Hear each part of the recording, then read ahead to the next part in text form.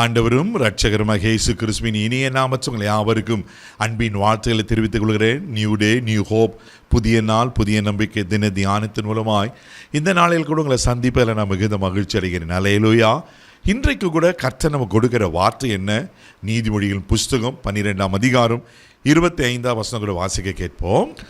மனுஷருடைய இருதயத்தில் உள்ள கவலை அதை ஒடுக்கும், நல்வார்த்தையோ அதை மகிழ்ச்சியாக்கும். அல்லேலூயா, அல்லேலூயா. மனுஷனுடைய இருதயத்தில் உள்ள கவலை அவனை ஒடுக்குமா.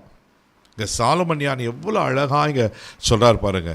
மனுஷனுடைய இருதயத்தில் கவலை என்ன பண்ணோம்? அவனை ஒடுக்கணும். முன்னேற முடியாது, ஹெல்த்தியாக இருக்க முடியாது, சமாதானமாக இருக்க முடியாது, மகிழ்ச்சியாக இருக்க முடியாது, ஆக்கப்பூர்வமான எந்த காரியத்தை செய்ய முடியாது. ஏன்னா கவலைப்பட்டு அதை நம்மளை ஒடுக்கிடுதான். ஆனால் நல்வார்த்தையோ அதை மகிழ்ச்சியாக்குமா. நல்வார்த்தை இதை யாரு? இயேசு தான். ஆமென். அந்த வார்த்தை மாம்சமாகி, ஆமென், அந்த வார்த்தையில் ஜீவன் இருக்கு தேவ பிள்ளைகளே. அப்போ இயேசுவை நீங்கள் சார்ந்து கொள்ளும் போது, அவருடைய வார்த்தையாகிய வேத வசனத்தை நீங்கள் உட்கொள்ளும் போது, அவர் நமக்கு வாக்கு பண்ணிருக்கிற வாக்கு தத்தங்களை நீங்கள் நம்பும்போது, எப்பேற்பட்ட கவலைகள் வந்தாலும் ஈஸியாக அதை மேற்கொள்வீங்க. ஆமென். இதே பிள்ளையில் கவலைகளை குறித்து வேதத்தில் நிறைய வசனங்கள் சொல்லப்பட்டிருக்கு. மத்திய சுவிசேஷம் 6ஆம் அதிகாரம் 25ஆவது வசனத்தில் வாசிப்பீங்கன்னா இப்படியா சொல்லப்பட்டிருக்கு. வாசிக்க கேட்போம். ஆகையால் எண்ணத்தை உண்போம், எண்ணத்தை குடிப்போம் என்று உங்கள் ஜீவனுக்காகவும், எண்ணத்தை உடுப்போம் என்று உங்கள் சரீரத்திற்காகவும் கவலைப்படாதிருங்கள் என்று உங்களுக்கு சொல்லுகிறேன். ஆகாரத்தை பார்க்கிலும் ஜீவனும், உடையை பார்க்கிலும் சரீரமும் விசேஷித்தவைகள் அல்லவா?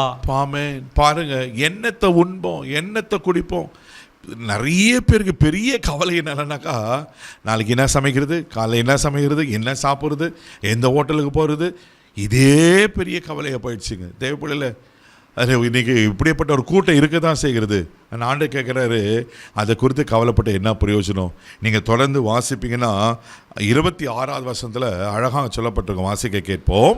ஆகாயத்து பட்சிகளை கவனித்து பாருங்கள், அவைகள் விதைக்கிறதும் இல்லை, அறுக்கிறதும் இல்லை, களஞ்சியங்களில் சேர்த்து வைக்கிறதும் இல்லை, அவைகளை உங்கள் பரமபிதா பிழை பூட்டுகிறார். அவைகளை பார்க்கிலும் நீங்கள் விசேஷித்தவர்கள் அல்லவா? ஆமென். எவ்வளோ அழகான சொல்லப்படுறாங்க.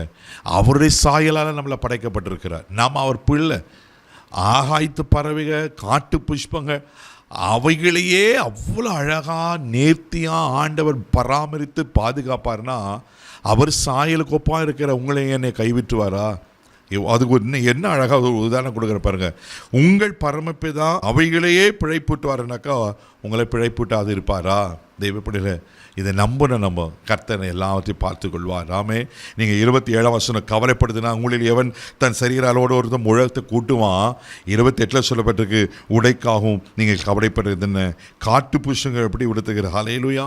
நீங்கள் அதே 27ஆம் வசனம் கூட வாசித்தா இப்படியே சொல்லப்பட்டிருக்கோம். வாசிக்க கேட்போம். கவலைப்படுகிறதினாலே உங்களில் எவன் தன் சரீர அளவோடு ஒரு முழத்தை கூட்டுவான். ஆமென். கவலைப்படுறதுனால ஒரு முறை கூட்ட முடியுமா? இல்லை ஒரு முறை குறைக்க முடியுமா? ஒரு பிரயோஜனம் கிடையாது. அதுக்கு மாறா வியாதி தான் வரும், பலவீனம் தான் வரும் தேவைப்படல. அப்போது கவலைப்படாமல், ஆனால் தான் பிலிப்பியர் 4:6 சொல்லப்பட்டிருக்கும், நீங்கள் ஒன்றுக்கும் கவலைப்படாமல் எல்லாவற்றையும் குறித்து ஸ்தோத்திரத்தோடு கூட ஜெபத்தினால தேவனுக்கு தெரியப்படுத்துங்க. அவர் எல்லாவற்றையும் பார்த்துக்கொள்வார். காட்டு புஷ்பங்களை உடுத்து வைக்கிறார்ல, ஆமென். ஆகாயத்து பறவைகளை ஆண்டவர் போஷிக்கிறார்ல, உங்களை கைவிட்டுவாரா? ஒரு நாளும் கைவிட மாட்டார். அப்போ கவலைப்படுறதுனா இறுதியை ஒடுக்கப்படும், சோர்ந்து போவீங்க. ஆனால் ஆண்டரை வார்த்தையை நம்புங்க, ஆண்டரை சார்ந்து கொள்ளுங்க, எல்லாவற்றையும் செழிப்பாக இருப்பீங்க. கண்களை மூடி நாம் ஜெபிக்கலாம். தகப்பனே, உமக்கு நன்றி சொல்லி உம்மை துதிக்கிறோம், ஸ்தோத்திரிக்கலாம்ப்பா. ஆண்டவரே, உமக்கு நன்றி. எங்கள் கவலைகளை, எங்கள் இருதயத்தை ஒடுக்கும் ஆண்டவரே. ஆனால் நல்வார்த்தை, உங்கள் வார்த்தையை, உங்களை நாங்கள் சார்ந்து கொள்ளும் போது, உங்களை நாங்கள் விசுவாசிக்கும் போது, கர்த்தர் எல்லாவற்றையும் ஆசீர்வாதமாக்கி தருவீங்கப்பா. ஆண்டவரே, கவலைப்படுற ஒரு முழை சரீரத்தை கூட்டவும் முடியாது, குறைக்கவும் முடியாது ஆண்டவரே. அதனால் ஒரு பிரயோஜனம் இல்லைப்பா. ஆண்டவரே, எல்லாவற்றையும் ஸ்தோத்திரத்தோடு கூட உமக்கு நாங்கள் தெரியப்படுத்த எங்களுக்கு உதவி செய்யும். ஒருவேளை யார் என்னென்ன கவலைகள் இருக்காங்களோ, இன்றைக்கு இந்த கவலைகளை விட்டு மறையட்டுங்கப்பா, மறையட்டும். பாதுகாத்துகளும் ஆசீர்வதியும். இந்த நாள் முழுவதும் கரம் எடுத்து நடத்தும் ஆண்டவர். வேலை நாட்களில் வாரத்தின் முதல் நாள் ஆண்டவரை நிறைய கமிட்மெண்ட்ஸ், பயம் இருக்கும், எல்லாவற்றையும் மாற்றி, எல்லா கவலைகளையும் மாற்றி இவளை ஆசீர்வதிக்கும்படி ஜெபிக்கிறோம். கிருபைக்கு ஒப்பு கொடுக்குறேன் இயேசுவின் மூலம் ஜெபம் கேளும் பிதாவே, ஆமென்.